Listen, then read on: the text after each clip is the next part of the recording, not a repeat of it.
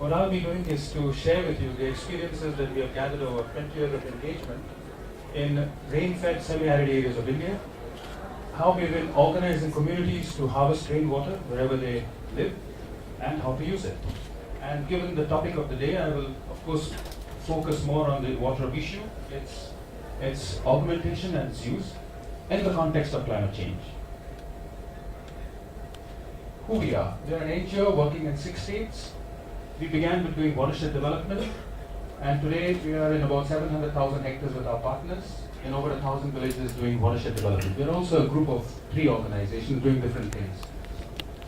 We began actually, and that only underscores what the first speaker said, we actually began with organizing communities to do natural resource management, which in India, of course, is along watershed lines. But we quickly realized that unless you took a systems approach and a holistic approach, you really couldn't do much about that. Every single vertical in a watershed is interrelated. For instance, if you really want to plant trees along the ridges and along the catchment, you have to take care of the interest of the herders, otherwise whatever you plant next day becomes food for the cattle. If you ban them, then of course you run into the wall of social inequity. You plant trees, and the women in the villages want to use it naturally for firewood.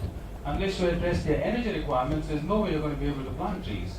So every single thing in a rural area, particularly in an ecological system, is connected. And so we had to actually stray, if you may say, into several areas just to do right what we had originally intended to do, and what we thought was a very simple and straightforward thing. So over the years, we had to develop multiple competencies and engage into several thematic areas. I'm going to share with you a very specific example on a climate adaptation program, which is in 3 states, involves about 53 villages, covers about 407 square kilometers in aggregate, and about 63,000 people. And the area in which we operate is this type of terrain and topography. It's semi-arid, drought-prone. Keep in mind that in India, though the monsoons are about 4 months theoretically, in practice, in most of these areas, you don't get more than 8 to 10 days of harvestable rainy days, not more than 10 millimeters per day. And if you don't catch water in those 8 to 10 days, then for the rest of the year, you're in trouble. So what we do then, these are the challenges that we are faced with. One is climate change, then we also have the challenge of market forces. There's something wrong there. Anyway. Market forces and depleting environmental base, degraded environment, as a result of which you have fractured and marginalized communities. We have to develop a particular approach. One of the big things is when there's a fire, then every fire engine runs there. But that's okay to put up a fire. How about preventing it from happening? Then you have to take a different approach. So we had to develop a very integrated and holistic approach, a lens by which we would assess what needs to be done and measure what we are doing. And we decided to focus on the 5 capitals because we believe that unless you address the 5 capitals simultaneously and in proportion, you really wouldn't get to your goal, which is wholeness. See, at the end of the day, it's not only economic sufficiency and political excess or opportunities, it's also how you feel about that. And the sense of well-being and wholeness is key to how you would measure development. We decided that in rural India, particularly in rain-fed areas, the way to do it was to address the entire ecosystem, which is of course a watershed. It meant catching rainwater wherever it fell, water that you would be rushing down the hill slopes, you needed to slow down. It's water that was slowing, you needed to stop. And water that stopped, you had to force it underground. Why underground? Because in our topography and geological structure, if you leave it on the surface with our temperatures, about 70% of it is evaporated. So why would you want to work to let 70% of your efforts go back into the sky? So for us, recharging groundwater aquifers and soil, surface soil and the soil regime is key to our own survival. Now you have to do it from ridge to valley. It brings with it its own challenges because the top ridges, most of India, the top ridges belong to the forest department and it comes with its own set of problems. However, we got permission from both the forest department, state and central government to actually enter reserved forest areas which were degraded and with communities to actually treat those. So that whole system of contour trenches with plantations is the whole process of what we call soil and water conservation measures from the ridge to the valley. We also had to address the issue of water that runs down the streams, the rivers, the rills, right from the top. So you have a whole series of check dams, gully plugs, gabion structures. You had to also go into water resource development, so you had wells. Now this is as far as water augmentation is concerned. That is the supply of water, which is fairly simple to do if you get it right. The real challenge is the use of water, for what purposes is it deployed, and how efficiently or how productively it is used, and that's the key challenge. Now before, that really wasn't a problem, because when you had nothing, the question of how it would be used doesn't make sense to raise, because people say, what are you talking about? But having got it, it sometimes is often too late in the day that we ask the question, now what do we intend doing with that? So now when we take up such a project, we already plan, because we know more or less how much we will get. What do you want to do with that? And what is the productivity or gain per drop of water deployed that you want to achieve?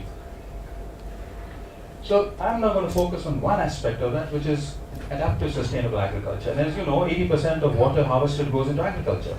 And the key to that is water budgeting. Now, what does water budgeting mean? There's something wrong there. Pardon me for that. How do I make it full screen? We press the here. Yeah. At the heart of it is water budgeting. You need to organize communities to assess how much water they've got that year, what are their current demands on water, and how they intend using it. But to even do that, to gain productivity and efficient use, you need to address issues like soil health and environmentally safe practices, water conservation technologies, integrated water nutrient pest management, locale specific weather-based crop advisories, and then you need to convince farmers. So you have to do it in the field, have demonstrations that farmers feel school. The point I'm trying to drive here is that managing water is not as simple as or straightforward as it looks. It is not amenable only to mechanical, engineering, or even administrative procedures. You need to take it into the entire life cycle and use cycle of a community and see it that way. I've talked about this. The key thing is to assess water availability, match it with cropping patterns, and also distribute it using systems in terms of water efficiency. A key element is giving advisories. Now, it's not enough that you tell a farmer or advise him on what crops to take, but also how to plant it, how to do irrigation, which is the key. And in most parts of our country, irrigation is by flood, which is of course not only hugely wasteful, it's also very destructive to the environment. So, conservative irrigation practices are the key. Nutrient management, that's closely linked to even water use, something that we ignore because we see it only from the point of nutrition, but it's also linked to productivity of water and pest and disease management. And you need to really approach this in a way that is environmentally friendly. It's easier to say it than to do it, because it's not so simple. So what do we do? In all these villages, in about 41 villages, we have put up automated weather stations. And every day, 3 times a day, or twice a day, weather information is actually put in key places in the village. Now, at the beginning, 2 years ago, the people were wondering what this crazy creature that whirls there, what's it doing in our village? Now, in time, they realized that it was very useful because often these servo systems, we have a tie-up with the Indian Meteorological Department. So what happens is 16 of these centers are telemetry linked directly to our servers and theirs, and we get every day a 3-day forecast specific to that local area. Now, based on that, the farmers, we give them crop advisories on what to do, given the fact that these are the likely weather conditions. And based on that, they can take various agriculture-related decisions. And whatever we may say about the accuracy of these forecasts, and we still have a long way to go, they are quite significantly useful. How does it work? It goes from the village straight to our servers, to the IMD servers. They give us the advisories. We have also a software called the Automatic Content Management System, which generates advisories for that specific locale. Now that is distributed to the farmer in 3 ways. Either through a wallpaper. Our problem is of course 50% barely read. The other is through mobile telephony. The trouble is in many of these areas there is no really good connectivity. And so the last thing is to use the public distribution system. In every village, at least in Maharashtra, they have this public address system. They love putting music that would blare and burst the eardrums. So why not use that? And so we're going to be now making 3 times a day announcements on weather forecasts with crop advisories specific to that village. And that's the key.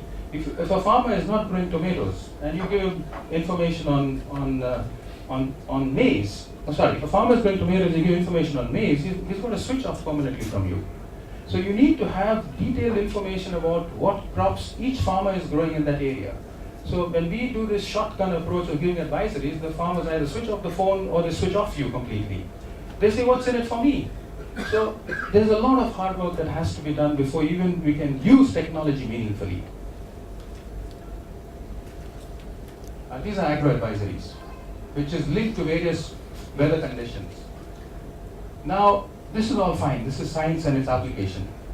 But you need to also show it on the ground. And so we have a huge program together with government to actually propagate drip systems, sprinkler systems, supported by advisory generation, farmer field schools, and nothing succeeds like a personal visit and exposure. And nobody is more convincing than a fellow farmer who has done things differently and succeeded. So people take that up in a big way once they've seen others do it. But we have also realized that all this is fine. But you know what? It will continue only insofar as they've provided that input. Unless you're able to address that last mile gap, which is from the plate from the farm to the plate, which is the entire value chain of the agriculture produce, it's going to be very difficult to sustain any productivity gains you have in terms of both land deployment as well as water resources. This never before was as critical as this, managing the value chain and generating greater surpluses to the farmers. This, I believe, holds the key to adaptive sustainable agriculture and even efficient use and deployment of water. This is an example of an automated content management system. I won't go into that. But the idea being is this. This is quite knowledge intensive. And the fact is, how many experts are you going to get on call when you require who are affordable? Now, as you know, because of telemedicine and new developments, most of the problems in our own health and in medicine, as well as in agriculture management, are known. As much as 80% of it can be handled by a machine-driven process and system. So the idea is to collect all the knowledge we have in different crops related to particular geographic regions, put it into an IT-supported system such that even a normally trained person could address queries from the farmer, either from visual data that they get through MMS or through even telephony, by using a system, an automated system. So for the 20% that cannot be addressed through normal processes, then you go to an expert. The content management system is meant for that. Of course, supporting this entire process, which also includes soil and water engineering, etc., you need to use modern tools, which is also remote sensing, decision support systems, GPS, and the works, and GIS. For instance, this is the project area. On that, you can see a satellite image has been superimposed on a cadastral map. You need to map every single land holding over there. And it's not as difficult as it sounds. It's fairly easy if you do it right. And the reason you need to do this is, unless you involve the farmer in what we call net planning, he has no ownership to what you intend doing with him, or even adopting what you tell him. Because he said, you never came to my place. The science is good, but so what? So this process of engaging the end user in even planning for his own parcel of land, though intensive in time and human effort, is far more productive in terms of end result. Because then what you're inserting into their system will be adopted and actually realized. You need to, of course, map everything on a GIS, and you need to know who the guy is. So we need to do both a socioeconomic study, his asset study, because it's interesting, what we assume often is not in his perspective or understanding.